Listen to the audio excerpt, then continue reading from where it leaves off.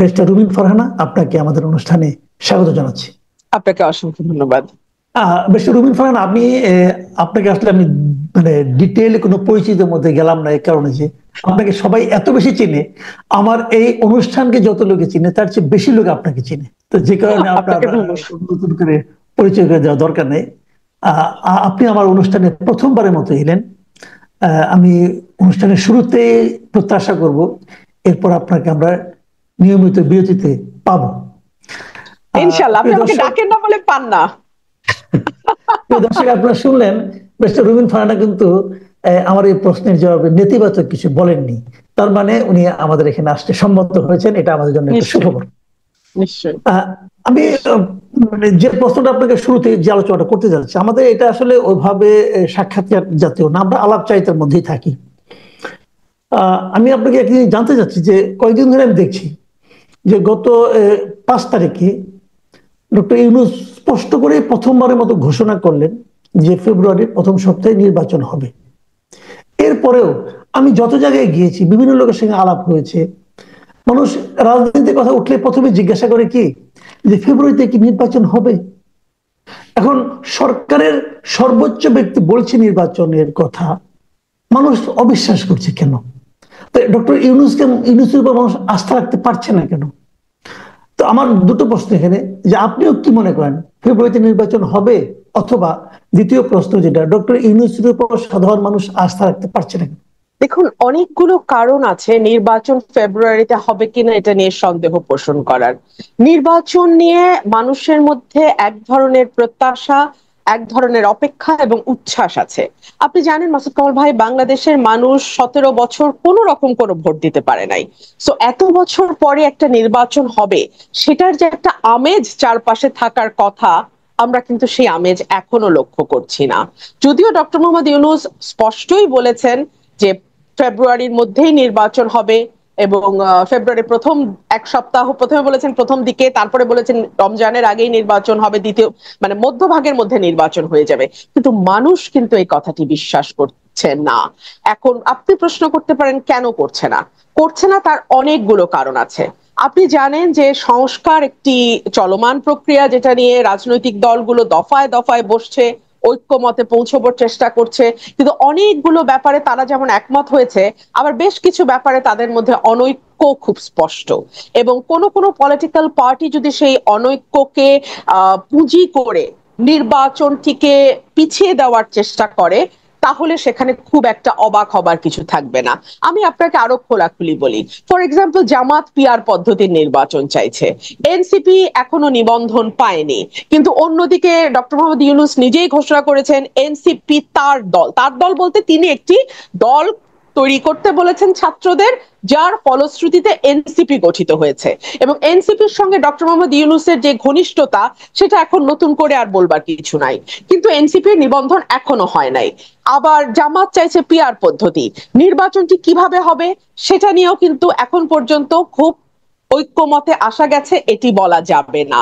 আপনি যদি গ্রাউন্ড রিয়ালিটির কথা চিন্তা করেন, মাঠের পরিস্থিতির দিকে তাকান, আপনি দেখবেন এমন একটা দিন যায় না যেদিন কোথাও না কোথাও কেউ না কেউ মবের মাধ্যমে কিংবা কোনো না কোনো ভাবে, মানে পলিটিক্যাল হত্যাকাণ্ড কিংবা আইন শৃঙ্খলা পরিস্থিতি, ব্যবসায়ীরা টাকা পয়সার জন্য হত্যাকাণ্ড কোথাও না কোথাও হচ্ছে। অর্থাৎ আইন শৃঙ্খলা পরিস্থিতি যতটুকু স্মুথ হলে একটা নির্বাচন বাংলাদেশে হতে পারে। আমি কখনোই আশা করব না বাংলাদেশের আইন শৃঙ্খলা ইংল্যান্ডের মতো বা ফিনল্যান্ডের মতো বা পশ্চিমের দেশগুলোর মতো হবে, তবে বাংলাদেশের মানে মানদণ্ড অনুযায়ী একটা নির্বাচনের আগে আইন শৃঙ্খলা পরিস্থিতি যেমন হওয়া উচিত তেমন না। আজকে স্বরাষ্ট্র উপদেষ্টা বলেছে যে ঢাকায় মব কিছুটা কমলেও, যদি উনি মব জাস্টিস শব্দটা বলেছেন, এই জাস্টিস শব্দটা নিয়ে আমার ভীষণ আপত্তি আছে, আমি জাস্টিস বলবো না।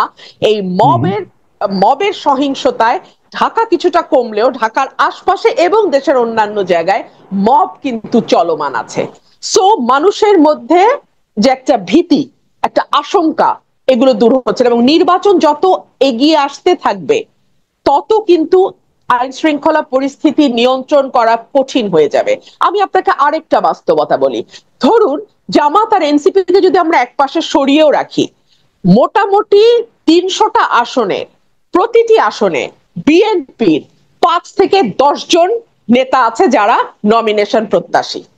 যেই মুহূর্তে একজনকে নমিনেশন দেয়া হবে সেই মুহূর্তে 2 জন 3 জন স্বতন্ত্র দাঁড়িয়ে যাবে, বাকিরা এক ধরনের আইন শৃঙ্খলা পরিস্থিতির অবনতি হবার আশঙ্কা সেই জায়গা থেকেও আমরা করছি, সেই জায়গা থেকেও তৈরি হতে পারে। তারপরে আওয়ামী লীগ নির্বাচনে আসবে কি আসবে না এটা নিয়ে কিন্তু 2 রকমের মত আপনি দেখবেন দেশে প্রচলিত আছে। মানে একটা গ্রুপ অফ পিপল বলছে যে আওয়ামী লীগ কোনো পলিটিক্যাল পার্টি না, আওয়ামী লীগ হচ্ছে মানে এমন একটা দল যেটাকে আমরা মাফিয়া বা গ্যাংস্টারের মতন একটা মানে গ্রুপ অফ পিপল, যাদের নির্বাচনে আসা না আসায় আসলে কিছু যায় আসে না। কিন্তু আরেকটা মত হচ্ছে যে না, আওয়ামী লীগ পুরাতন রাজনৈতিক দল, আওয়ামী লীগকে ছাড়া যদি আপনি নির্বাচনে যান that will be the reputation of 14, 18 or 2024। 18টা যদি বাদও রাখি 14 এবং 24-এর ইলেকশনের রিপিটেশন হবে। সো এতগুলো ভিন্ন ভিন্ন অ্যাসপেক্ট যখন মাঠে ক্রিয়াশীল থাকে তখন আপনি কিভাবে একটা স্মুথ ইলেকশন আশা করেন? তাহলে প্রধান উপদেষ্টা যেটা বলেছিলেন আগে যে উনি ইতিহাসে সর্বশ্রেষ্ঠ নির্বাচন উপহার দিবেন, তো এটা কি তাহলে আসলে কথাই থেকে যাবে? আপনি দেখুন, আমি আজকে লক্ষ্য করছিলাম যে অন্তত পক্ষে সরকারের তরফে 4 জন, আমি যদি ভুল না করি 2 জন উপদেষ্টা এবং 2 জন সরকারের নীতি নির্ধারণী মহলের, তারা বারবার কিরা কসম কেটে বলতেছে ফেব্রুয়ারিতেই নির্বাচন হবে। কোন দল কি বলল, কোন দল নির্বাচনে আসলো বা না আসলো তাতে কিচ্ছু যায় আসে না, সরকার ফেব্রুয়ারি ঘোষণা করেছে তো ফেব্রুয়ারিতে নির্বাচন হবে। অর্থাৎ তারা নিজেরাও জানে যে কতটা ভোলেটাইল একটা সিচুয়েশন এখন বাংলাদেশে প্রিভেইল করছে। তারা নিজেরাও কিন্তু খুব একটা কনফিডেন্ট না যে কেমন ইলেকশন, বাট তারা রিপিটেডলি এই কথাটা বলছে। আপনি মাসুদ ভাই যখন একটা কথা বারংবার বলবেন তখন ওটা আপনার নিজের প্রতি আস্থাহীনতারই একটা বহিঃপ্রকাশ। না হলে একই কথা আসলে বারবার বলার দরকার নাই। এবং বাংলাদেশ বিশ্বের সম্ভবত অল্প কয়েকটা দেশের একটা যেখানে নির্বাচন আসলেই অবাধ, সুষ্ঠু, নিরপেক্ষ, স্মরণকালের সবচেয়ে ভালো, জীবনে এত ভালো ইলেকশন কোনোদিন হয় নাই, আমরা পৃথিবীর শ্রেষ্ঠ ইলেকশন দেব, এই সব উদ্ভট এবং বাজে কথা নির্বাচনের আগে যুক্ত করা হয়। আরে ভাই, নির্বাচন মানেই তো free, fair, inclusive and neutral হওয়ার কথা। তো এটাকে আবার এতগুলো বিশেষণ দিতে হয় কেন, আমি তো এটাও বুঝি না। আচ্ছা, আপনি আরেকটা কথা বললেন যে এই এনসিপি কে আপনি বললেন যে এটা ডক্টর ইউনূসের দল। আচ্ছা ঠিক আছে, হতে পারে ইউনূসের দল, কিন্তু ইদানিং কি আপনি খেয়াল করছেন যে এনসিপি কিন্তু ডক্টর ইউনূসের ব্যাপারেও বেশ মানে শুনতে ভালো শোনায় না এ ধরনের শব্দ উচ্চারণ করে কিন্তু ইউনূসের সমালোচনা করছেন যে ডক্টর ইউনূস ভুল জায়গায় সেজদা দিয়েছেন না কি করেছেন এগুলো বলছেন। তাহলে নিজের দল তার সৃষ্টিকর্তার বিরুদ্ধে এই ধরনের কথা বলছে, এটাকেই বা আপনি কিভাবে জাস্টিফাই করবেন? এখানে দুটো বিষয় হতে পারে। যেহেতু শুরু থেকেই এনসিপি কে কিংস পার্টি বলা হচ্ছে, শুরু থেকেই আমি এনসিপি কে রাজার দল বলি, কিংস পার্টির চেয়ে আমার কাছে রাজার দল কথাটা বেশি পছন্দ, তো আমি তাকে রাজার দল বলি। তো তাদের এক ধরনের পারসেপশন ক্রিয়েটের ব্যাপার আছে যে না, আমরা রাজার দল না। এই যে দেখুন, আমরা রাজাকেও সমালোচনা করি, কিন্তু আপনার বা আমার অভিজ্ঞতা কি বলে? টকশোতে যখন আমরা বসি, এনসিপি যিনি রিপ্রেজেন্ট করছেন তিনি এনসিপি কে যতটা রিপ্রেজেন্ট করেন গভর্নমেন্টকে তার চেয়ে কোনো অংশে কম রিপ্রেজেন্ট করেন না। সো এই যে একটা পারসেপশন তৈরি হয়েছে যেটা রাজার দল, সেটা ডক্টর ইউনূসের কথা থেকে এবং এনসিপির আচরণ থেকে, সেটা ভাঙবার একটা চেষ্টা হয়তো নির্বাচনের আগে তারা করতে চাইছে। এক, অথবা যেটা হতে পারে সেটা হচ্ছে রাজার সঙ্গে তাদের এতদিন যে সুখের সংসার ছিল সেই সংসার সম্ভবত ততটা সুখের এখন আর নাই। কারণ আমরা রাজার উপদেষ্টা মানে অর্থাৎ পারিষদদের, মন্ত্রী পরিষদ সদস্যদের, অন্যান্য উপদেষ্টাদের বলতে শুনছি যে এনসিপি যাই বলুক না কেন, রাজা যেহেতু নির্বাচন ফেব্রুয়ারিতে বলেছেন, তো নির্বাচনটি ফেব্রুয়ারিতেই হবে। এখনো কিন্তু এনসিপির নিবন্ধন হয় নাই। সুতরাং এনসিপির জন্য অত্যন্ত চ্যালেঞ্জিং হয়ে যাবে ফেব্রুয়ারির আগে, নির্বাচনের আগে তাদের সমস্ত শর্ত পূরণ করে একটা মানে রেজিস্ট্রেশন পাওয়া। সো এই সকল কিছুর বিবেচনায় রাজার সঙ্গে বনিবনা না হওয়া, তারা প্রথম দিকে যেরকম দাপট এনজয় করেছে, যেরকম যাচ্ছে তাই কথা বলা, যাচ্ছে তাই আচরণ করার এক ধরনের প্রচ্ছন্ন সমর্থন তারা সরকার থেকে পেয়েছে, না হলে তো উপদেষ্টাদের পিএসরা কোটি কোটি টাকা বানাতে পারতো না, না হলে তো উপদেষ্টাদের পিতারা এলাকায় এলাকায় মব রাজত্ব কায়েম করতে পারতো না। এবং দেখেন আপনি, এই মব রাজত্ব কায়েমের কথা গণমাধ্যমে আসার পরেও এখন পর্যন্ত আমি দোষী নির্দোষ সরিয়ে রাখি, একটা ন্যূনতম ইনভেস্টিগেশনও হয় নাই।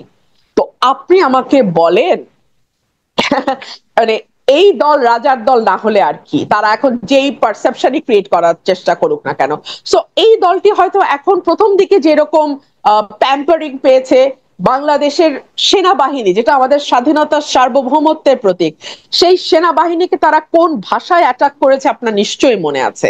সেনাবাহিনীর আহ একজন মেজরের ফ্যামিলি সম্পর্কে যে ধরনের বাজে কথাবার্তা তারা ফেসবুকে দিয়েছে, এটা কোথাও হয় না মাসুদ কামাল ভাই, পৃথিবীর কোথাও হয় না। সেনাবাহিনী প্রতিটি দেশের স্বাধীনতা সার্বভৌমত্বের প্রতীক। এটাকে যখন আপনি কটাক্ষ করবেন, এটাকে যখন আপনি হেয় করবেন, তখন আপনি কিন্তু বাংলাদেশের স্বাধীনতা সার্বভৌমত্বকে প্রশ্নের মুখে ফেলে দেবেন। জি, আরেকটা প্রসঙ্গ, এটা খুব রিসেন্টলি হয়েছে, আমি মানে এটা আলোচনা হচ্ছে, আমি সম্ভবত এটি আমাদের শেষ প্রশ্ন। সেটা হলো যে বিভিন্ন দূতাবাস থেকে একটা মানে মৌখিকভাবে নির্দেশ গিয়েছে যে রাষ্ট্রপতির ছবি নামিয়ে ফেলতে হবে, কিন্তু এই ব্যাপারে কোনো প্রজ্ঞাপন হয়নি, মৌখিক নির্দেশ গিয়েছে এবং এটা অনেক জায়গায় পালন করা হচ্ছে।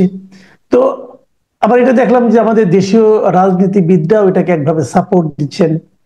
আপনি যে দলের সঙ্গে যুক্ত সেই দলের একজন নেতা বলেছেন যে তারা বোধহয় নো পোর্ট্রেট নীতিতে অগ্রসর হচ্ছে।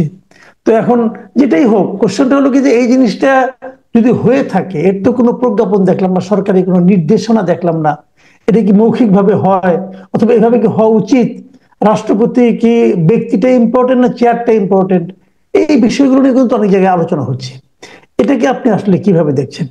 দেখুন, গত এক বছরে রাষ্ট্রটাকে ঐক্যবদ্ধ রাখা, মানুষকে ঐক্যবদ্ধ করা, 15 বছর যে বিভাজনের চাষ হয়েছে সেটাকে বন্ধ করা, ল অ্যান্ড অর্ডারকে স্থিতিশীল করা, প্রতিষ্ঠানগুলোকে শক্তিশালী করা, এই দিকে মনোযোগ না দিয়ে সরকার আরো অন্যান্য অনেক নিটিগিটি ছোট ছোট ব্যাপারের দিকে মনোযোগ দিয়েছে।